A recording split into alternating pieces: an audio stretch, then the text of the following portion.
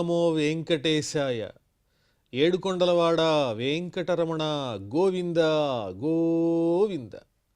శ్రీ శ్రీనివాస శ్రీ వెంకటేశ గోవింద గోవింద. కలియుగ ప్రత్యక్ష దైవం శ్రీనివాస పరబ్రహ్మ అనుగ్రహ విశేషంతో శ్రీమద్భాగవతంలో ఏకాదశ స్కంధంలోని విశేషాలు యథాశక్తి తెలుసుకుంటున్నాం.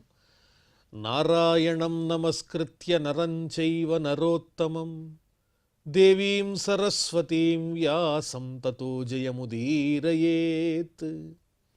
సుఖయోగీంద్రుల వారు పరీక్షిన్ మహారాజునకు భగవల్లీల విశేషాలు వర్ణించి చెబుతున్నారు. అవధూత యదువునకు వర్ణించి చెబుతున్నాడు 24 మంది గురువుల గురించి. ఆ భాగంలో వారవనిత ఆమె యొక్క స్వభావము చెప్పుకుంటూ ఉన్నాం. ఆమె ధనాశతో కూడింది, కానీ ఒకనాడు ఆమెకు విరక్తి కలిగింది. తుచ్చమైనటువంటి ఈ దేహం కోసం నేను చేసేటువంటి ఈ పని చాలా దోషపూరితమైనది. ఈ మమకారాన్ని వ్యామోహాన్ని భగవంతుని మీద నిలిపితే అది కదా నిజమైనటువంటి సార్థకత అనే ఆలోచన కలిగింది. యదస్థిభిర్నిర్మిత వంశవంశ్యస్థూణం త్వచాలోమనఖైః పినద్ధం క్షరన్నవద్వారమగారమే తత్ విణ్మూత్రపూర్వం మధుపైతికాన్య. ఈ శరీరాన్ని ఒక గృహంలాగా భావన చేస్తే ఈ శరీరం దీంట్లో మరి ఈ గృహాన్ని నిలబెట్టేటువంటి దూలములేమిటి, ఇంటికున్నటువంటి వాసములేమిటి, అలాగే స్తంభాలేమిటి అంటే ఎముకలే. ఈ శరీరం అనే దేహాన్ని నిలబెట్టడానికి స్తంభాలు ఏమిటి అంటే మనలో ఉన్నటువంటి ఎముకలే. ఈ ఇంటి మీద ఉన్నటువంటి పై కప్పు ఏమిటి అంటే పైన కనిపించేటువంటి చర్మము, గోళ్ళు, ఇవే ఇంటిపైన ఉన్నటువంటి కప్పులు. శరీరం మీద ఉన్నటువంటి రోమాలు, ఇవన్నీ ఇంటి పైకప్పు. ఈ ఇంటికి 9 ద్వారాలు ఉన్నాయి. ఆ ద్వారములు అన్నీ స్రవించే గుణము కలిగినటువంటివే. ఆ ద్వారముల నుంచి మాలిన్యమే స్రవిస్తూ ఉంటుంది. ఇలాంటి ఇంటిలాంటి దేహాన్ని నేను తప్ప ఎవరు ఇష్టపడతారు అనుకుంటోంది ఆ వారవనిత. నిజంగా తత్వాన్ని ఆలోచించినట్లయితే ఈ దేహంలో మలినములే అధికంగా కనిపిస్తూ ఉన్నాయి. మలినంతో కూడినటువంటి ఈ దేహం మీద మమకారం అనేది వ్యర్థము అనేటువంటి విరక్తి ఆ వారవనితకి కలిగి విదేహానాం పురేహ్యస్మిన్ అహమేకైవ మూఢధీః యాన్యమిచ్ఛంత్యసత్యస్మాత్ ఆత్మదాత్ కామమచ్యుతాత్. నేనున్నదేమో విదేహరాజ్యంలో. విదేహరాజ్యంలో ఉండేవారు ఎలాంటి వారు అంటే జ్ఞానులు. ఆ రాజ్యాన్ని పరిపాలించేటువంటి రాజులందరినీ కూడా జనకుడని పిలుస్తారు. వాళ్ళకి ఎప్పుడూ పరమార్థ చింతనమే తప్ప వేరొకటి లేదు.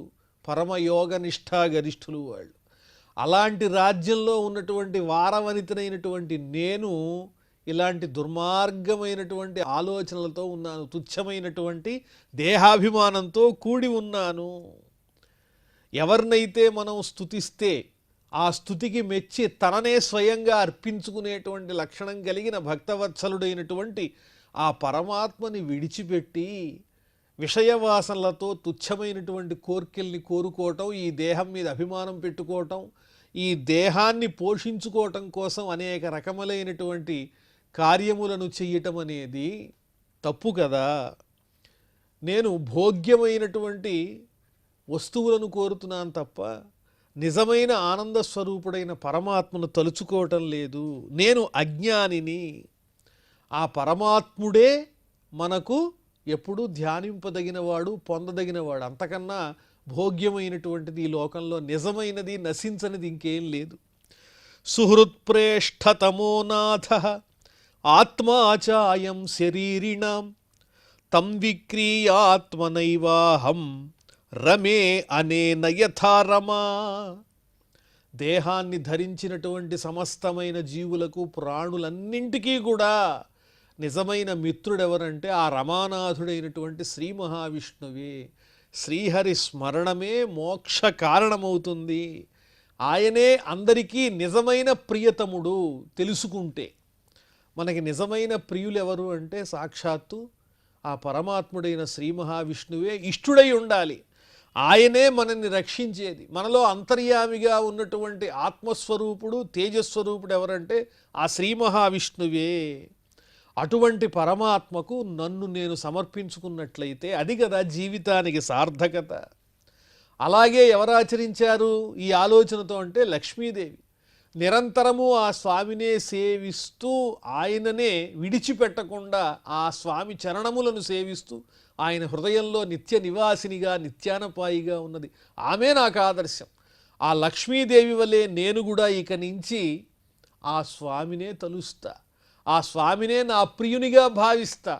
తుచ్చులైనటువంటి శారీరకమైన వ్యామోహంతో చేరుకునేటువంటి ఈ పురుషులతో సాంగత్యం అనేటువంటిది నీచమైనది, ఆ భగవంతునితో సంబంధమే శాశ్వతమైనది అనే విషయాన్ని తెలుసుకుని సంపూర్ణమైన విరక్తిని పొందింది ఆ వారవనిత వేశ్య. కియత్ ప్రియంతే వ్యభజన్ కామా ఏ కామదానరాః ఆద్యంతవంతో భార్యాయాః దేవా వా కాల విద్రుతాః. నిజానికి ఈ లోకంలో మనం గమనించినట్లయితే సంపూర్ణంగా కోర్కెలను అనుభవించిన వారు ఎవరైనా ఉన్నారా?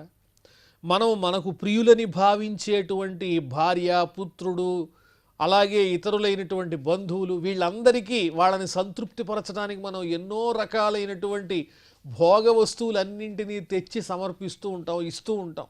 వాళ్ళు అవి అనుభవిస్తూ ఉంటే వాళ్ళు తృప్తి పడితే చూసి ఆనందించాలనుకుంటాం. వాళ్ళు అవన్నీ అనుభవిస్తున్న తర్వాత వాళ్ళకి తృప్తి కలుగుతోందా? నిజంగా సంతృప్తి కలిగేంతగా భోగ్య వస్తువులను ఇవ్వగలిగినటువంటి సామర్థ్యం మన దగ్గర ఉన్నదా? ఎవరైనా ఎక్కడైనా ఈ లోకంలో తన వాళ్లను తాను ఇచ్చేటువంటి కానుకలతో, పదార్థములతో, భోగ్య వస్తువులతో ఆనందింపజేయగలిగిన సామర్థ్యం కలిగిన వారు ఎవరైనా ఉన్నారా? ఎవరూ లేరు. ఎందువల్లంటే నిజంగా ఆనందాన్ని ఇచ్చేవి ఇవేవీ కాదు, పరమాత్మని యొక్క సన్నిధి మాత్రమే, ఆ సాన్నిధ్యమే. అలాంటిది ఇవ్వలేనప్పుడు నిజమైన ఆనందం ఇచ్చిన వాళ్ళు ఎవరుంటారు? కాలవశం చేత తన వాళ్ళు అనుకున్నటువంటి భార్యాపుత్రులకు కావలసినటువంటి కోరికల్ని తీరుస్తున్నా సంపూర్ణంగా ఆనందపరిచే సామర్థ్యం కలిగినటువంటి మానవులు ఈ లోకంలో లేనేలేరు. ఎంతవరకు ప్రియం చేయగలుగుతారు ఎవరైనా? నూనమ్మే భగవాన్ ప్రీతో విష్ణుఃకేనాపి కర్మణ నిర్వేదోయం దురాశాయాః యన్మే జాత సుఖావహః. ఎంత అదృష్టం ఆ వారవనిత అనుకుంటోంది వేశ్య. నాది ఎంత అదృష్టము! ఎక్కడో తెలిసి తెలియకుండా నేను ఆ పరమాత్మకు శ్రీహరికి ఇష్టమైన పని ఏదో చేశా, ఆయన్ని సేవించా పరోక్షంగా. నాకు తెలిసైతే లేదు, తెలియకుండానే ఏదో అనుకోని చిన్న ఇష్టమైన పని ఆ స్వామికి నేను అర్పించుంటాను. దానివల్ల ఎప్పుడో స్మరించానేమో. ఆ కారణం చేత అది ఆధారంగా చేసుకుని ఈనాడు ఆ విష్ణువు నా యందు దయ కలిగి నాకు ఈ విషయముల మీద రోత పుట్టేటట్టుగా చేసి వైరాగ్యాన్ని కలిగించాడా! ఎంత సంతోషం! నిర్వేదోయం దురాశాయాః. నిజంగా నా లక్షణం దురాశతో కూడింది.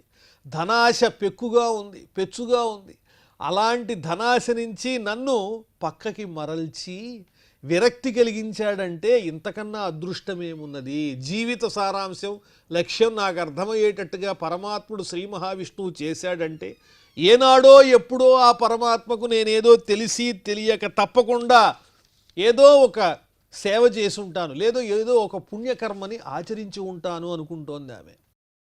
మైవం స్యుః మందభాగ్యాయాః క్లేశా నిర్వేదహేతవః ఏనానుబంధం నిర్హృత్య పురుషః శ్రమమృచ్ఛతి.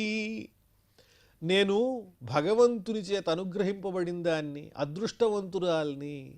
అందువల్లనే నాకు ఈ రకమైనటువంటి వైరాగ్య ప్రవృత్తి అనేది ప్రారంభమైనది. నేను గనక ఒకవేళ భాగ్యహీననైనట్లయితే ఇలాంటి భావన నాకు కలిగేది కాదేమో. అందువల్లే నేను అదృష్టవంతురాల్ని. వైరాగ్యం కలిగితే తప్ప శాశ్వతమైనటువంటి ఆ ముక్తిని సాధించడం దుర్లభం. శాంతిని పొందటం చాలా కష్టము. శాశ్వతమైన శాంతి కలగాలి అంటే వైరాగ్య బుద్ధి కలగాలి. అప్పుడే త్యాగం అలవడుతుంది. ఆ త్యాగం ద్వారా శాంతి లభిస్తుంది. తేనోపకృతమాదాయ శిరసా గ్రామ్య సంగతాః త్యక్త్వా దురాశాః శరణం వ్రజామి తమధీశ్వరం. ఆ పరమేశ్వరుడు శ్రీహరి ఇచ్చినటువంటి ఆ వైరాగ్య బుద్ధి ఏదైతే ఉందో దాన్ని నేను వరంగా పరిగణించి నా శిరస్సుతో ధరిస్తా. ఓ మహానుభావ శ్రీహరి, నీ దయ వల్ల నాకిన్నాళ్ళకి తత్వం తెలిసింది. వైరాగ్యమే నిజమైనటువంటి శాంతిని కలిగిస్తుంది. ఇప్పుడు నీవిచ్చిన ఆ భావాన్ని నేను విడిచిపెట్టను, నా శిరస్సును ధరిస్తాను. విషయభోగాల మీద ఉండేటువంటి ఆశనంతా కూడా విడిచిపెట్టి, ఓ స్వామి నిన్నే శరణు కోరతానయ్యా. త్యక్త్వా దురాశా, దుష్టమైనటువంటి ఆశలు, అంతులేని ఆశలు విడిచిపెట్టి నిన్నే శరణు కోరతానంటోంది. సంతుష్టా శ్రద్ధధత్యే తత్ యథా లాభేన జీవతి విహరామ్యమునైవాహం ఆత్మనా రమణేన చ.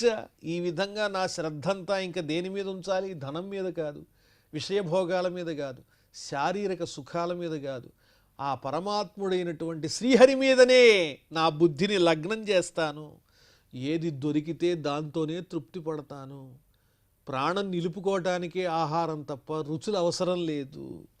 నేను ఆ పరమాత్ముని యొక్క అనుభూతితోనే ఆనందాన్ని అనుభవిస్తాను.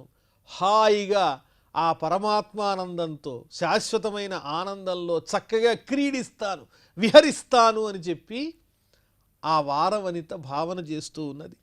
సంసార కూపే పతితం విషయైః ముషితే క్షణం గ్రస్తం కాలాహినాత్మానం కోన్యస్త్రాతుమధీశ్వరః.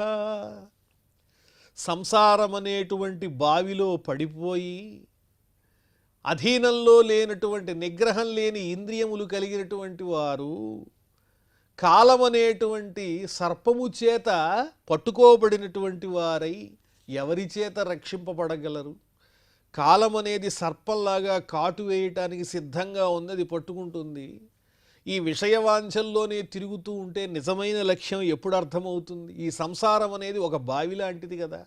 ఆ బావిలో పడి ఈ విషయవాసనల చేత ఇంద్రియాలు పట్టుతప్పి వాటి వెంట పరిగెడుతూ ఉంటే, విషయాల వెంట, కాలం అనే సర్పం చేత పట్టుకోబడినటువంటి వారిని ఎవరు రక్షించగలరు? అలా రక్షించేది సాక్షాత్తు ఆ పరమాత్ముడు శ్రీహరియే అని చెబుతూ ఉన్నది. ఆత్మైవ హ్యాత్మనో గోప్తా నిర్విద్యేత యదాఖిలాత్ అప్రమత్త ఇదం పశ్యేత్ గ్రస్తం కాలాహినా జగత్. నిర్విద్యేత యదా అఖిలాత్. సమస్తము నుండి ఎప్పుడైతే వైరాగ్యాన్ని పొందుతామో, విషయముల నుంచి ఎప్పుడైతే మరలుతామో, ఎప్పుడైతే మనం పరమాత్మయందు దృష్టి పెడతామో, అప్పుడే మనకు పరమాత్ముని యొక్క సంపూర్ణమైనటువంటి అనుగ్రహం అనేది లభిస్తుంది. ఈ జగత్తంతా కూడా కాలం అనేటువంటి దారుణమైనటువంటి సర్పం చేత చుట్టబడి ఉన్నది, పట్టుకోబడి ఉన్నది. అది ఎప్పుడు కాటేస్తుందో తెలియదు. కాబట్టి ఎప్పుడూ అప్రమత్తులై ఉండాలి ధర్మాచరణలో. ఆ పరమాత్ముడు శ్రీహరే మనని తరింపజేసేటువంటి వాడు అనే భావనతో ఉండాలి. బ్రాహ్మణ ఉవాచ.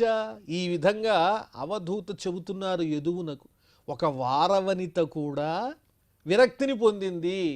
ఆమె నుంచి నేను ఈ విషయాన్ని తెలుసుకున్నాను విదేహరాజ్యంలో అని, ఆమె నుంచి కూడా కొంత నేను తెలుసుకోదగిన విషయం ఉన్నదని నేను అర్థం చేసుకున్నానని చెబుతూ, ఏవం వ్యవసితమతి దురాశాం కాంతతర్షజాం చిత్వోపశమమాస్థాయ శయ్యాముపవివేశస. ఓ యదుమహారాజా, ఈ విధంగా తనలో ఉన్నటువంటి కోరికలను పూర్తిగా విడిచిపెట్టి స్థిరమైనటువంటి బుద్ధి కలిగినటువంటిదై పురుషుల మీద ఉన్నటువంటి వ్యామోహాన్ని విడిచిపెట్టి ఆ వారకాంత హాయిగా ఆ రోజు విరక్తిని పొందటం చేత ప్రశాంతంగా నిద్రించింది అని చెప్పి, ఆశాహి పరమం దుఃఖం నైరాస్యం పరమం సుఖం యథా సంఛిద్య కాంతాశాం సుఖం సుష్వాప పింగళ. ఆశ అనేటువంటిదే దుఃఖహేతువు. దుఃఖానికి కారణం ఆశే. మనం అనుకున్నది లభించకపోతే ఆ లోపల ఒక రకమైనటువంటి దాని మీద వ్యామోహం ప్రారంభమై ఆ ఆశ తీరేదాకా అనేక రకాలైనటువంటి ఆలోచనలు, ఉద్రేకాలు, ఆవేశాలు ఇవన్నీ కలుగుతూ ఉంటాయి. కాబట్టి ఆశే దుఃఖానికి కారణం. నైరాస్యం పరమం సుఖం. వాటి మీద, విషయాల మీద ఆశ లేకపోవటమే నిజమైన సుఖము. దీన్ని బాగా అర్థం చేసుకోవాలంటే ఒక ఉదాహరణ. ఏదైనా ఒక అమూల్యమైనటువంటి వస్తువుని పంచుతున్నారు. ఆ పంచే విధానంలో వరుస క్రమంలో నుంచున్నటువంటి వారు అందుకోవడానికి సిద్ధంగా ఉండి నాకే ముందు కావాలి అనేటువంటి కోరికతో ముందున్న వాళ్ళందరినీ తొక్కేసి తోసేసి ముందుకు వెళ్ళి ఆ పదార్థాన్ని స్వీకరించేదాకా వాళ్ళకి ఆ ఆశ తీరదు. అలాంటి భావన కాకుండా నిశ్చలమైనటువంటి హృదయంతో ఆ పదార్థం మీద ఆశనే త్యజించినట్లయితే అది దొరకలేదనో మనకు అందుతుందో లేదో అనేటువంటి తృష్ణో లేకుండా పోతుంది కదా. తద్వారా మనస్సుకి ఎంత శాంతి లభిస్తుంది. ఎప్పుడైతే ఆ వస్తువు మీద, పదార్థం మీద కోరిక అతిగా మనకి వ్యాపించి ఉంటుందో అప్పుడే మనస్సులో ఆ ఆశ వల్ల కలిగేటువంటి దుఃఖము, తాపత్రయము పెరిగిపోతూ ఉంటుంది. అందువల్ల మనస్సు శాంతిగా ఉండాలంటే ఈ విషయాల మీద ఉండేటువంటి ఆశ అనేది సంపూర్ణంగా నశించాలి. యథా సంఛిద్య కాంతాశాం సుఖం సుష్వాప పింగళ. ఓ యదు మహారాజా, ఈ పింగళ అనేటువంటి వారవనిత కూడా ఎప్పుడైతే తన ఆశను, ధనం మీద ఉండే ఆశను అలా తీసి పక్కన పెట్టిందో హాయిగా నిద్ర పట్టింది. నిద్ర కూడా పట్టదు కదా ఆశ వల్ల. తీరుతుందో లేదో అనే ఆశ అనేటువంటిది నిద్రను కూడా దూరం చేస్తుందని చెబుతున్నారు. ఇక్కడితో మనం ఏకాదశ స్కంధంలో 8వ అధ్యాయాన్ని పరిపూర్ణం చేసుకున్నాం. ఇప్పుడు 9వ అధ్యాయంలో ప్రవేశించాం. బ్రాహ్మణ ఉవాచ. ఆ అవధూత ఇంకా గురువులను గురించి వర్ణించి చెబుతున్నారు. పరిగ్రహో హి దుఃఖాయ యద్యత్ ప్రియతమం నృణాం అనంతం సుఖమాప్నోతి తద్విద్వాన్ యస్త్వకించనః. అమూల్యమైనటువంటి దాన్ని, 10 మందికి అవసరమైనటువంటి దాన్ని మనమే ఎక్కువగా తీసుకొచ్చి దాచుకోవటం వల్ల వారందరి దృష్టి ఆ వస్తువు మీద, పదార్థం మీద పడి దానికోసం వచ్చి మనతో కలహం పెట్టుకుంటారు. మనకు ఆరోగ్యాన్ని పాడు చేస్తారు, ప్రాణాన్ని కూడా తీసేయచ్చు. అందువల్ల ఎప్పుడు ఎంత అవసరమో అంతవరకే ప్రాణాన్ని నిలబెట్టుకోవటం కోసమే ఆహారాన్ని స్వీకరించాలి తప్ప అమితంగా సేకరించి దగ్గర పెట్టుకోవటం వల్ల దానివల్ల ఎన్నో ప్రమాణాలు అని దీనికి ఉదాహరణగా ఒక పక్షి, లకుముకి పిట్ట అనే పేరు కలిగిన పక్షిని గురువుగా భావన చేస్తూ చెబుతున్నారు. పరిగ్రహో హి దుఃఖాయ.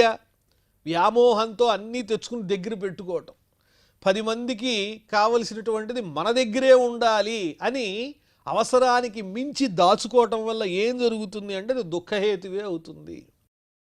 తనది అనేది ఇది అని భావనే లేకపోతే అసలు దుఃఖం ఎక్కడుంటుంది?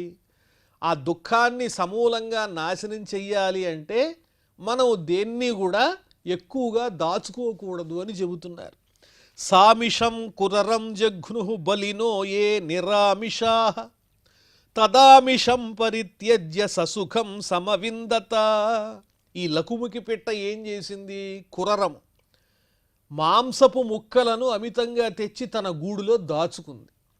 ఆ మాంసము ముక్కల మీద ఆసక్తి ఉండేటువంటి బలవంతమైనటువంటి ప్రాణులన్నీ కూడా అక్కడికి వచ్చి, ఇతర పక్షులన్నీ కూడా అక్కడికి వచ్చి ఆ పిట్టని పొడిచి హింసించి దాని గూట్లో ఉన్నటువంటి ఎక్కువైన మాంసం ముక్కలన్నీ వాటి స్వాధీనం చేసుకునేదాకా దాన్ని విడిచిపెట్టలేదు. అమితంగా తెచ్చి ఇంట్లో దాచుకోవటం వల్లే కదా, గూటిలో దాచుకోవటం వల్ల మిగతా పక్షుల యొక్క దృష్టి అంతా కూడా వాటి మీద పడి వాటి కోసం ఆరాటపడ్డాయి.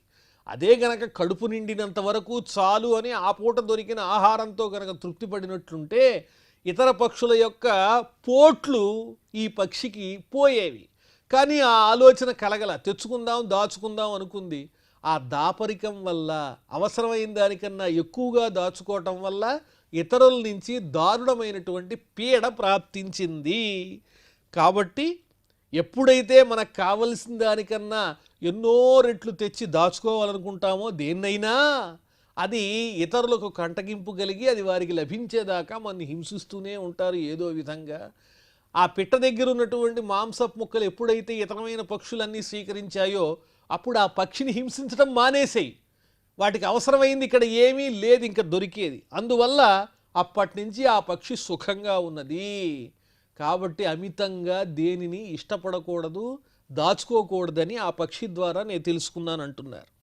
నమే మానవమానౌస్తః నచింతా గేహపత్రిణాం ఆత్మక్రీడో హ్యాత్మరతి విచరామిహ బాలవత్.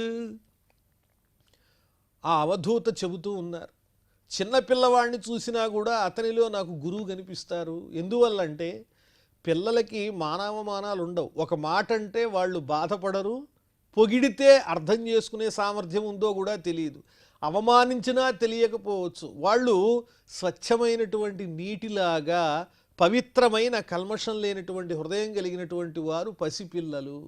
ఆ పసిపిల్లల్ని చూసినప్పుడు కూడా గురువులే అనిపిస్తారు. మనం కూడా అలాగే ఉండడం నేర్చుకోవాలి. మానవమానయోస్తుల్య తుల్యో మిత్రారిపక్షయో అని వర్ణించినట్లుగా శత్రువు యందు మిత్రుని యందు సమానమైనటువంటి భావన, అలాగే సుఖమని దుఃఖమని అభిమానమని అవమానం అనేటువంటి ఆలోచనలు ఎప్పుడైతే మానేశామో వారి వల్ల నాకు అవమానం కలిగింది అని వారి మీద ప్రతీకార వాంఛ పెరుగుతుంది. లేదా వీరు నన్ను బాగా సత్కరించారు అనేటువంటి ఆనందం. ఆ సత్కారం శాశ్వతమా, ఈ అవమానం శాశ్వతమా? కాబట్టి చిన్నపిల్లవానికి ఇటువంటి భావోద్రేకాలు ఉండవు. కాబట్టి హర్షము దుఃఖము ఈ రెండిటికి అతీతంగా బాలులు ఉంటారు. కాబట్టి ఆ బాలుల యొక్క స్వచ్ఛమైన మనస్సు వలె మనం కూడా ఈ హర్షమునకు దుఃఖానికి ఉద్రేకపడకుండా ఉండేటువంటి ఒక చక్కని సమస్థితిలో ఉన్నటువంటి భావాన్ని అలవర్చుకోవాలి. ఇది బాలుణ్ణి చూసినప్పుడు నాకు కలిగే భావన అని ఆ బాలుణ్ణి కూడా ఒక గురువుగా భావన చేసి చెబుతున్నారు. కాబట్టి నేను కూడా నాలో నేనే ఆనందిస్తూ బాలుని వలె స్వచ్ఛంగా సంచరిస్తూ ఉంటాను అని చెబుతున్నారు ఆ అవధూత. ఆత్మక్రీడో హ్యాత్మరతి విచరామిహ బాలవత్. నా యందు నేనే ఆనందిస్తూ చిన్నపిల్లవాని వలె మానవమానములకు అతీతంగా సంచరిస్తూ ఉంటాను. ద్వావేవ చింతయా ముక్తౌ పరమానంద ఆప్లుతౌ యో విముగ్ధో జడో బాలో యో గుణేభ్య పరంగతః. ఈ లోకంలో ఇద్దరికి మాత్రమే మానవమానాలు ఉండవు. అంటే అవమానం కానీ స్తోత్రం కానీ వీటికి అతీతంగా ఉంటారు. ఎవరు అంటే ఒకరేమో బాలకుడు, ఇంకొకరెవరు అంటే పరమాత్మని యొక్క తత్వం తెలిసినటువంటి వారు. వీళ్ళు ఇప్పుడు స్తుతించి ఏం కోరుతున్నారు? ఏదో వీళ్ళ స్వార్థ ప్రయోజనం, అంతే కదా. ఈ స్తుతి నిజం కాదు. వీళ్ళు నిందించానని అనుకుంటున్నారు. ఇవేవి నాకు అవసరం లేదు. స్తుతి నింద ఈ రెండిటికి నేను అతీతంగా ఉండాలి. అంతా పరమాత్మ స్వరూపమే. ఈ నిందాస్తుతులన్నీ కూడా నిజాలు కాదు అని ఒక స్థిరమైనటువంటి అభిప్రాయానికి వెళ్ళిన తరువాత అప్పుడు వారికి కలిగేది పరమానందమే కదా. ఇవి బాలకునికి ఉండవు, అలాగే పరమాత్మతత్వం తెలిసినటువంటి జ్ఞానికి ఉండవు. వాళ్ళిద్దరే వీటన్నిటికీ అతీతులై మహానందంతో ఉంటారు అని వర్ణించి చెబుతూ ఆ బాలకుడు కూడా నాకు గురువే అంటున్నారు. అలాగే క్వచిత్ కుమారీ త్వాత్మానం రుణానాన్ గృహమాగతాన్ స్వయం తానర్హయామాస క్వాపి యాతేషు బంధుషు. అలాగే ఒక కన్య, ఒక కుమారి, ఆమెను చూచినా కూడా నాకు గురువుగా అనిపిస్తుంది. ఎందువల్లంటే నేను సంచరించేటప్పుడు ఇవన్నీ లోకంలో చూచాను. ఒకానొకసారి ఆ కన్యను వరించటానికి వరుడు అలాగే అతని బంధువులు ఇంటికి వచ్చారు. ఆ సమయంలో అనుకోకుండా ఆ కన్య ఇంటిలో బంధువులు ఎవరూ లేరు. అనుకోకుండా బయటికి వెళ్ళారు. ఆమె ఒక్కతే ఉన్నది. ఆమె ఒక్కతే వీళ్ళందరినీ ఆదరించి గౌరవించాల్సి వచ్చింది. ఎందువల్లంటే ఇంట్లో ఆమె తప్ప ఇంకెవరూ లేరు. అలాంటి పరిస్థితి వచ్చింది. వంట చేసి పెట్టాల్సిన పరిస్థితి వచ్చింది ఆ కన్యకి. తేషామభ్యవహారార్థం శాలీన్ రహసి పార్థివ అవఘ్రంత్యా ప్రకోష్ఠస్థా చక్రుః శంఖాస్వనం మహత్. వారికి భోజనాన్ని తయారు చేయటం కోసం ఆమె వడ్లు దంచటం ప్రారంభించింది. దంచుతుంటే ఆమె చేతికి గాజుల వరుసలు ఉన్నాయి. ఆ గాజుల వరుసలు మ్రోగుతూ ఉన్నాయి. దానివల్ల ఆమె వడ్లు దంచుతోందన్న విషయం వారికి తెలిసిపోయింది. ఈ ధ్వని అనేది, ఓహో మనం వచ్చిన తర్వాత వీళ్ళ ఇంట్లో బియ్యం కూడా లేవు, మన కోసం ఇప్పుడు ఈ అమ్మాయి, ఈ కన్య వడ్లు దంచడం ప్రారంభించిందన్న విషయం వాళ్ళకి తెలిసిపోతోంది. సా తజ్జుగుప్సితం మత్వా మహతీ వ్రీడితా తతః బభంజేకైకశః శంఖాన్ దౌ దౌ పాణ్యోరశేషయత్. ఆ తరువాత ఆమె సిగ్గుపడి ఆ గాజులన్నీ తీసి పక్కన పెట్టి అప్పుడు దంచటం ప్రారంభించింది. అంటే సమూహంగా ఉన్నట్లయితే కనుక దానివల్ల ఏకాంతమైన హృదయం అనేది ఏర్పడదు అనడానికి ఉదాహరణగా ఈ వృత్తాంతాన్ని చెబుతున్నారు. ఈ వృత్తాంతాన్ని మరింత వివరంగా మళ్ళీ చెప్పుకుందాం. ప్రస్తుతం క్షమాప్రార్థనాదులతో ఈ కార్యక్రమాన్ని పరిసమాప్తం చేసుకుందాం. అథ క్షమాప్రార్థన. యదక్షరపదభ్రష్టం మాత్రాహీనంచ యద్భవేత్ తత్సర్వం క్షమ్యతాం దేవ నారాయణ నమోస్తుతే. శ్రియః కాంతాయ కళ్యాణ నిధయే నిధయేర్థినాం శ్రీవేంకట నివాసాయ శ్రీనివాసాయ మంగళం.